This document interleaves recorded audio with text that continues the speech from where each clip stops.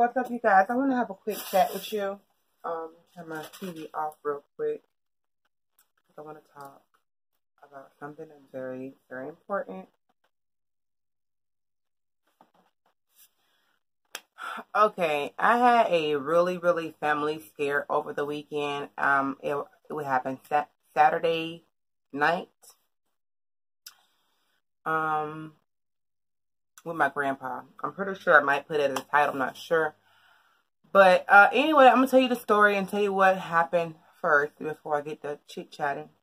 Okay, so I was at grandma's house and I was playing on my phone as usual. And excuse my bed, I'm finna get ready to make all these wigs and color hair and everything. So, that's irrelevant. So anyway, Ron was cutting grandpa's hair. And I was on my phone just playing music, Amanda Perez or whatnot.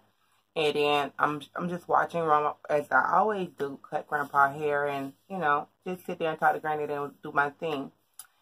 And grandma was laying in the bed. The kids running around doing their own thing like they always do. And mom was outside with her friend. And friend girl, so let's get it twisted. She wasn't that way with a guy. She was out there with her friend girl.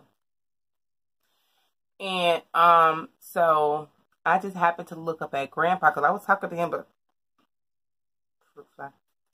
so I was talking to him before and kept just looking at him. You know how you just look at people when you just have to be glancing up at him, whatever. So this one particular time, I happened to look up at grandpa and I noticed like something was kind of off with grandpa. You know, like, what the fuck? You know, just, I'm looking like, what's going on here? And then I'm like noticing, like, I said, hold on, something's not right. And then, so I'm like, hold on. So I jumped up. I got really scared. I got in his face. And I'm like, Grandpa, Grandpa. And he's like, what? What? You know, like, but he was not making eye contact with me. It's like his eyes was going, like, all over the place. And then, like, then he started to move, like, jerk or whatever like that. And then his head went back like this. And, like, his eyes, I said, okay, something's wrong. Fucking something wrong. I keep hollering in his face, Grandpa, Grandpa. He couldn't make eye contact or nothing. I was like, oh, my God. He's having a freaking stroke. I know it could have been a heart attack because he didn't grab his chest. That's what I think. I don't really know. But I know he didn't grab for his chest. So I know he wouldn't have a heart attack or nothing like that. So first thing I thought was a stroke. My grandma, my granny, which is my mother's mother, actually, she had like 2 to 3 strokes already. And I wasn't there to witness her having a stroke. So I don't know what happened. But first thing I thought he's having a stroke because all these things, bodily functions is going wrong. So I started screaming. I took off to the back of the house, told my grandma, oh my God, Granny's having a stroke. And then she's like, what is going on? Whatever. I was looking for my mom. I didn't know she was outside for a minute. So I ran around the house. Where is Mama? Where is Mama? Ron stopped cutting his hair. At the same time, I stopped and looked back at Granny and made sure he was okay. He still was like kind of out of it. I'm like, oh my God, what is going on? And I did not want him to die in front of me. I don't want him to die, period. But definitely a person with me, I have like, you guys don't really understand me at all, but you just, that kind of stuff can happen around me. So I ran outside looking for Mama. She's outside and said, Mama, oh my God, Mama, Granny's having a stroke. He's having a stroke. And she's like, what? And then she took off running. Mother ran. She ran in the house. And it's like, so I ran and got the phone, my cell phone. I couldn't even dial 911 fast. I was so scared. I was like, oh my God. I mean, I was, you know how I don't know if you've ever been in a predicament where you're so scared and you're like so worried and you can't even dial the numbers right because you're shaking so hard. But at that point, like they say, you have to calm down. But in that moment, you cannot calm down because you're so scared. You know, you don't want nothing to happen to your loved ones and whatever the case it may be. So I'm trying to dial. So Mama friend was like, do you want me to call the ambulance for you? Because I was out there in front of her trying to call. She dialed it for me. So while she's calling the ambulance, I'm trying to reach my dad and everything, calling my brother, hey, get down to the shop. Not to the shop. Get down to the shop and tell Daddy Granny is having a stroke. And, you know, I'm losing it. So, everybody came in there surrounding Grandpa. The kids started to panic, you know. So Mama and them had to kind of calm them down. I told them, go to the room, go sit down, go to the room, get out the way, just get out the way. Ambulance came like 10 minutes later. Like, a bitch can die by the time you guys get here. You know what I mean? But I know you have to get up and run and go to the truck, pack your truck, or the pet truck probably pack, but get in the truck and then drive to find the location. I understand all that. So I know in a time of crisis, you feel like it's taking forever, but you got to realize they still have to get where you are, have to find out where you are. And also to be safe, too, make sure they get there, you know, safe to get to you. I understand that. But at the time, in that moment, we're not thinking about that. So Granddad started to come back, you know, whatever. So I'm telling him, like, can you move your arms? I had him moving his hands, his arms, make sure, you know, his strokes. It's called time. I gotta tell you, I gotta find that thing, but it's about the lose muscle muscles, and I gotta find it for you. But that's what I was looking for. So like because time is very, very critical when it's dealing with a stroke. Sorry, my phone is ringing. So anyway, so they got there, like I was telling you, he can move his legs, everything was fine. He can move his arms, his speech was silent, normal. You know, he's talking, smiling, laughing. I'm like, okay. Ambulance pulled up.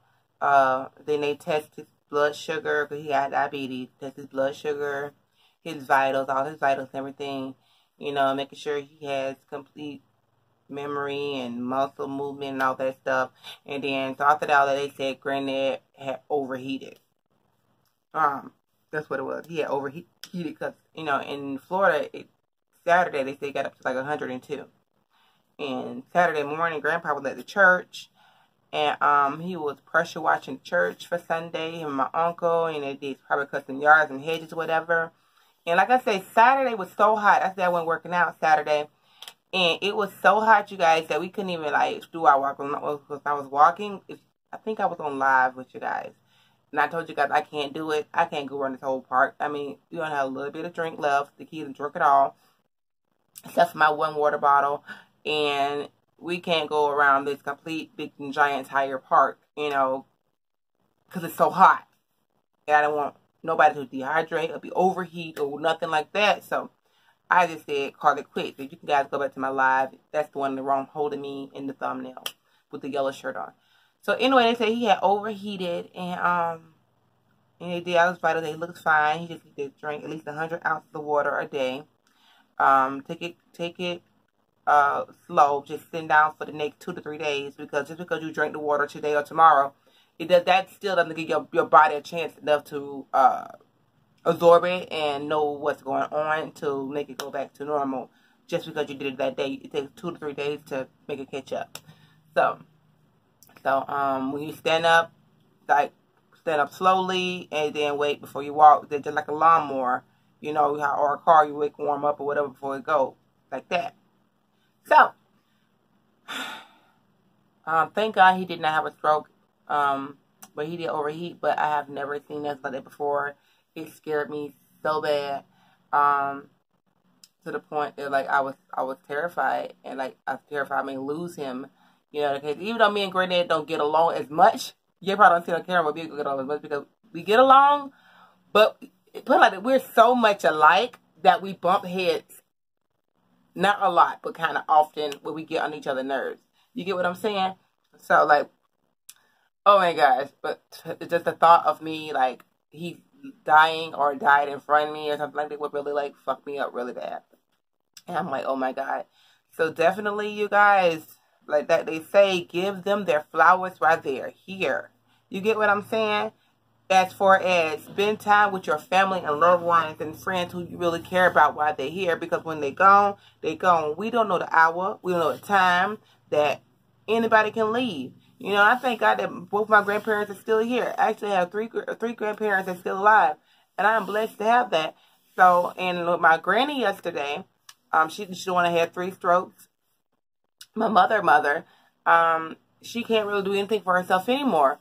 So I went down to visit her and my mom, my biological mother, yesterday, and I helped my mom with my granny, you know, getting her in bed and changing her and all that stuff and moving her around when she's comfortable in the bed, because she can't do that for herself anymore, because on her right side she can't move her arm, her leg, or nothing. So she basically have to like a child now. You have to like clothe her and stuff like all that stuff. So my mom really has a hard time with that. And but I was blessed to know I had some part to help her yesterday, and like getting her in the bed and changing her clothes and all that other stuff like that. And just, you know, while they're here, even though if you didn't have a relationship with someone in the past, you still can kind of make it right now.